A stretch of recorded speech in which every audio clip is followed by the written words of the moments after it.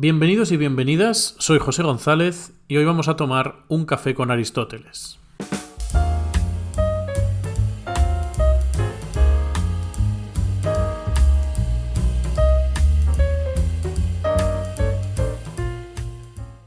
¿Qué decimos cuando hablamos de Dios? Pues la verdad es que eso depende. Depende del momento desde el que hablemos, depende de nuestras circunstancias personales, epocales, socioeconómicas, y obviamente depende de nuestras circunstancias geográficas y religiosas. O hablar desde un sitio o desde una época que desde otra. O incluso no es lo mismo hablar desde una condición biológica que desde otra. En parte esto sucede porque la noción de Dios, el concepto de Dios, es un concepto muy antiguo. Y por lo tan antiguo que es, pues con el paso de los años se ha vuelto muy complejo, con muchas caras y con muchos sentidos e implicaciones diferentes. Todos y todas sabéis que no es el mismo Dios, por ejemplo, el Dios del que hablan los filósofos, que el Dios del que hablan las religiones. En cuanto a su recorrido histórico, y aunque a lo largo de la historia han existido otros y muy distintos marcos religiosos y sistemas de creencias, la palabra Dios hoy en día solemos vincularla a los monoteísmos que actualmente dominan los sistemas de creencias contemporáneos. Estos son principalmente, como sabéis, el cristianismo, el islam y el judaísmo. Esto obviamente no invalida la existencia de otros dioses y de otras culturas, hoy en día y a lo largo de la historia. Pero, y como creo que me vais a conceder con facilidad, estas tres grandes religiones son las que de hecho imperan, las que influyen y las que, podríamos decir, explican los imaginarios de los seres humanos casi por completo. No sé si sería adecuado decir que cuando Aristóteles habla de Dios, habla del Dios de los filósofos, al menos como tradicionalmente los entendemos, o sea, a la cartesiana. Pero de lo que podéis estar más que seguros y seguras es de que Aristóteles no habló nunca del Dios en el sentido del Dios de esos monoteísmos de los que os he hablado. Las religiones, principalmente la cristiana, pero en una medida nada desdeñable, también los sabios musulmanes, adoptaron las nociones de Dios de Aristóteles y algunas ideas de Platón también, cabe decir, y las transformaron, adaptándolas a sus propias visiones religiosas del mundo. Por tanto, no, diremos que rotundamente no a la pregunta de si Aristóteles hablaba del Dios del monoteísmo, del Dios de las grandes religiones. Sin embargo, Aristóteles sí usó originariamente la palabra que derivó en el Dios del monoteísmo, y sí que le atribuyó algunas características esenciales de lo que luego sería el Dios de los siglos posteriores. La palabra que usó Aristóteles para referirse a ese primer principio de todo, al motor de los motores, al inicio de todo lo que existe y a la causa de todo lo que está en movimiento, es la palabra griega theos. Y hoy nos toca hablar precisamente de cuál es ese uso que Aristóteles le da a este concepto. Un uso que se lo da en un tiempo que, aunque ya existían algunos monoteísmos, los monoteísmos aún no se habían expandido lo suficiente ni estaban debidamente de moda. Bienvenidos y bienvenidas al episodio número 34, El Dios de Aristóteles, el motor inmóvil.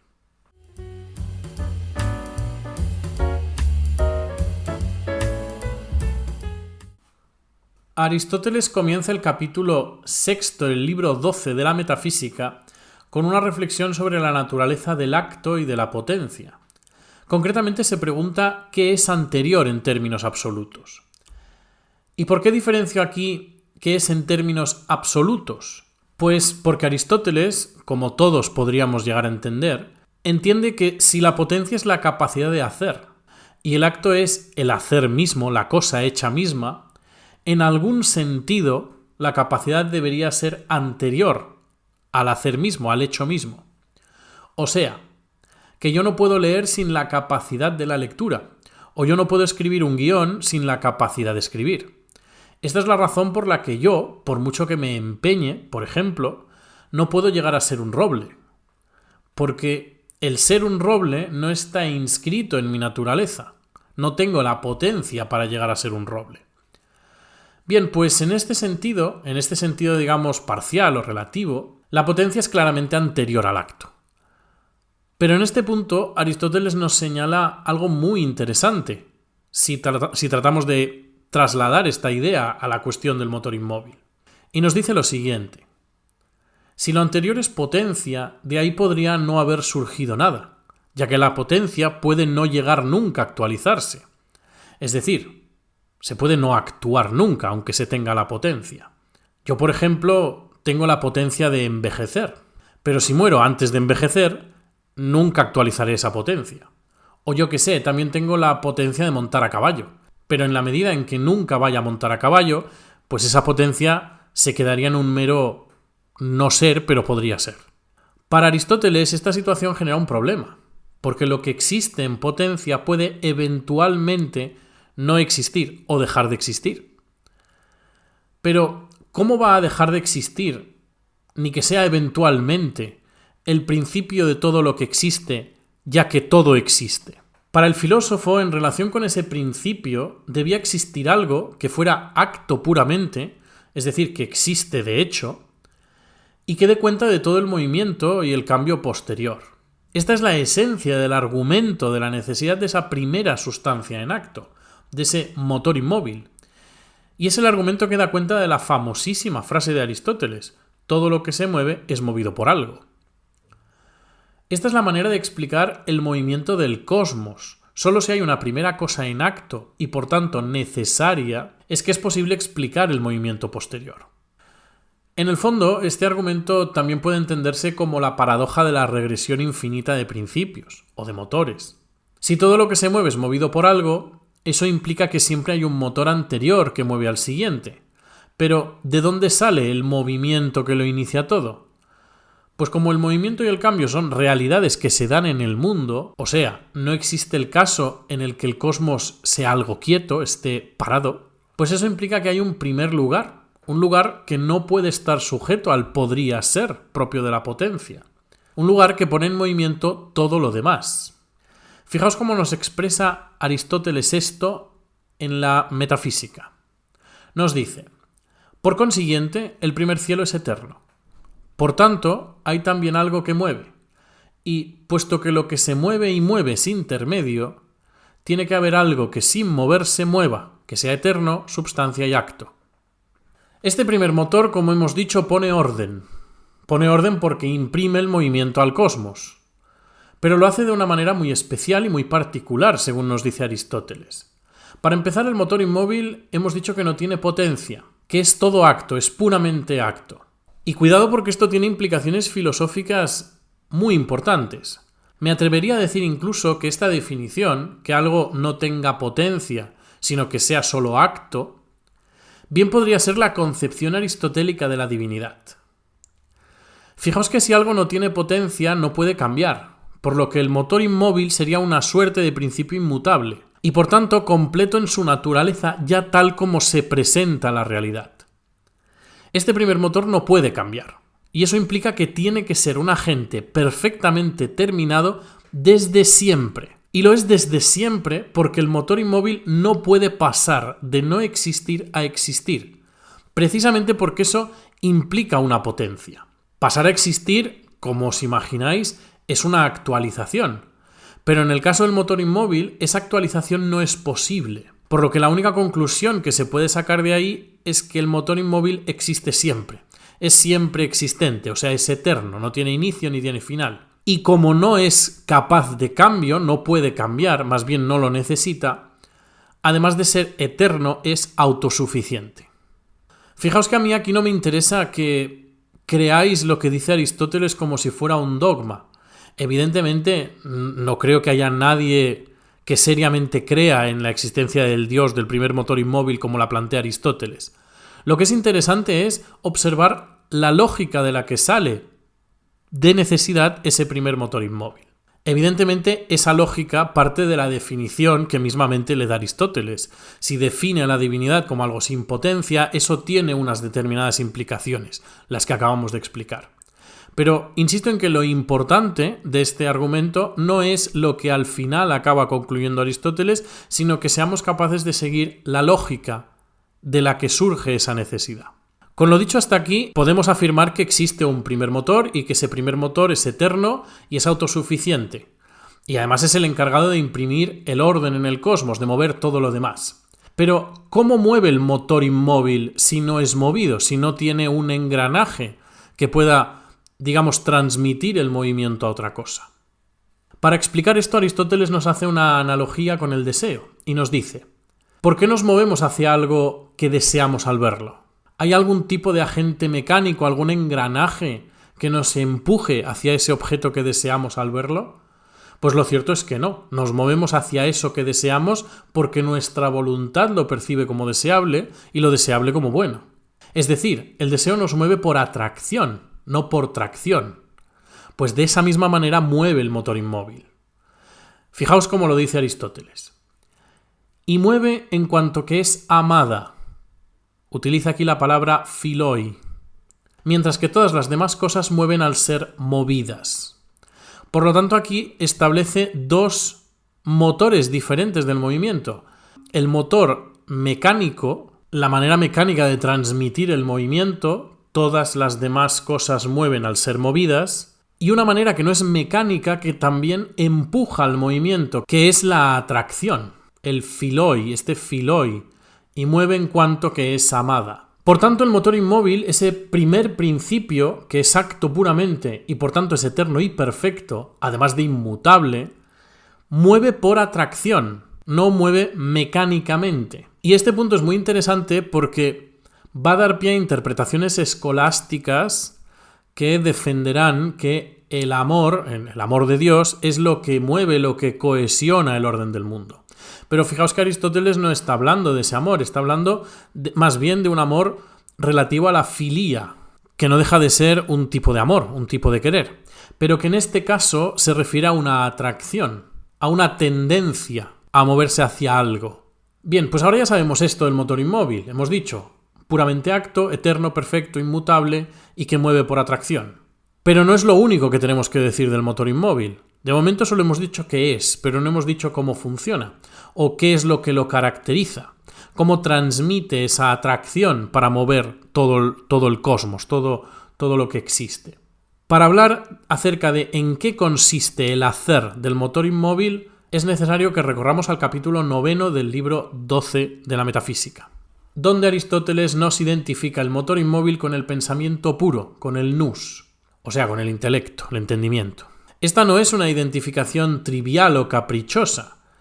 Insisto en que lo importante no es creerse a Aristóteles ciegamente, comprarle todo lo que dice, sino que es una consecuencia lógica de la definición que hemos dado al principio. Recordad, el motor inmóvil es acto puro, es un acto sin potencia.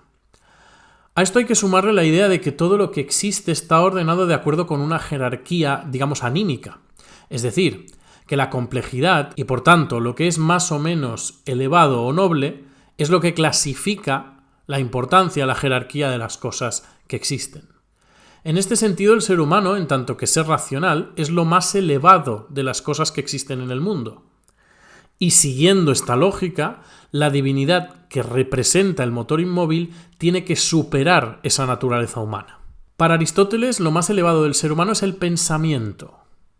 Precisamente por eso es concretamente lo que hace al ser humano más elevado, lo más elevado en relación con los otros seres vivos, porque los otros seres vivos no piensan o no piensan racionalmente, no tienen un dominio, una posesión del pensamiento como lo tiene el ser humano por efecto concreto de su naturaleza.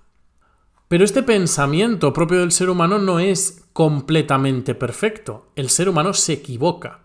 El ser humano a veces piensa cosas que no son las más elevadas.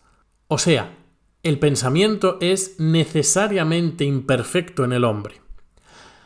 Sin embargo, lo divino no puede pensar cosas inferiores, porque lo divino no puede ser imperfecto, porque hemos dicho que tiene que superar la naturaleza humana. Por eso lo divino se va a dedicar a pensar solo lo más excelente.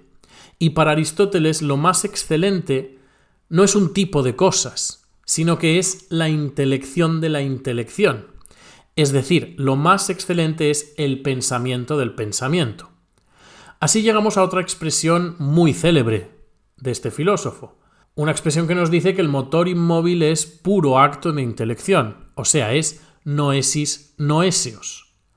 Vamos, que mientras el ser humano, que evidentemente es racional y participa de esa perfección, de esa divinidad, necesita lo sensible y por tanto es corruptible, su pensamiento es potencialmente imperfecto, para el motor inmóvil, para el pensamiento del pensamiento, la intelección de intelección, no es necesario lo sensible y por tanto no es corruptible, en tanto que tampoco es material el motor inmóvil. El motor inmóvil es simple y llanamente, solamente pensamiento puro, pensamiento ininterrumpido. Recordemos aquí la analogía que hemos hecho con el deseo, cuando hemos dicho que el motor inmóvil mueve por atracción como lo hace el deseo. Ahí hemos hecho algo de trampas, porque en esa misma analogía Aristóteles introduce también el intelecto como una posible fuente de este tipo de movimiento. Y eso es porque el intelecto es una causa última, es lo que determina el pensamiento. Por tanto, el intelecto también mueve por atracción, lo hace de la manera más perfecta, es decir, lo hace como lo hace el motor inmóvil. Por eso el motor inmóvil es intelecto, es pensamiento. Esto que suena tan extraño, en realidad, y aunque no es exactamente lo mismo en el ejemplo que voy a poner ahora, tiene algo. O este ejemplo nos permite entender algo de lo que nos está diciendo aquí Aristóteles. Pensad en la situación cuando entendéis algo verdaderamente, cuando algo lo entendéis del todo. Hace ese clic vuestro cerebro y capta aquello que estabais estudiando, leyendo, viendo, lo que sea. En ese momento desarrollamos casi de manera natural una tendencia hacia ese algo. Dicho llano, cuando algo lo entendemos verdaderamente, lo entendemos por completo, nos gusta. Y que nos gusta implica que nos provoca placer y que buscamos pues leerlo, estudiarlo más, realizarlo, lo que sea. El entender nos mueve. El entender nos da placer, nos da un placer muy concreto, el placer intelectual, y nos mueve. Y nos mueve porque tiene una gran capacidad de convocatoria, una gran capacidad de motivación. Precisamente porque el entender nos mueve por atracción. Lo que entendemos nos atrae. Y en definitiva esta es la concepción aristotélica de la divinidad. Una concepción que tiene principalmente tres implicaciones, o que define, si queremos, al Dios de Aristóteles en tres conceptos. El motor inmóvil es eterno, porque siempre estuvo ahí, no porque lo diga Aristóteles, sino por la propia lógica de la definición del motor inmóvil, al ser algo sin potencia. Es perfecto, no le falta nada, de nuevo, por efecto de la propia lógica de la definición, porque si le faltara algo necesitaría cambiar, y como no tiene potencia no puede cambiar.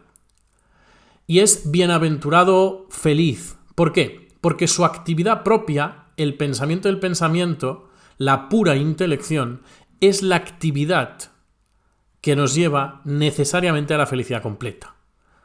Es la única actividad que nos lleva a la felicidad completa. Por lo tanto, el motor inmóvil es bienaventurado, absolutamente feliz, perfecto y eterno.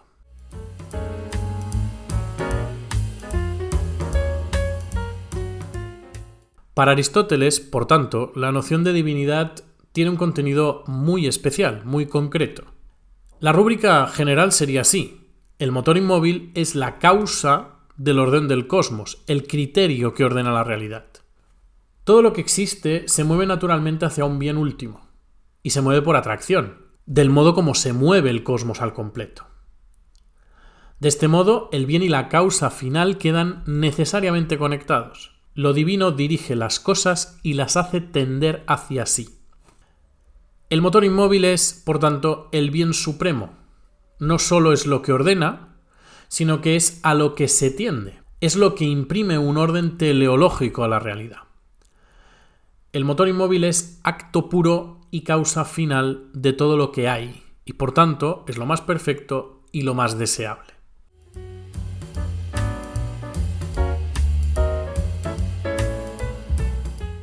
Bueno, pues hasta aquí esta breve descripción de lo que es el motor inmóvil para Aristóteles, ese primer motor, ese primer principio de la realidad que ordena toda la realidad y que posteriormente ha dado pie a tantas interpretaciones y tantas tergiversaciones de lo que Aristóteles realmente dijo.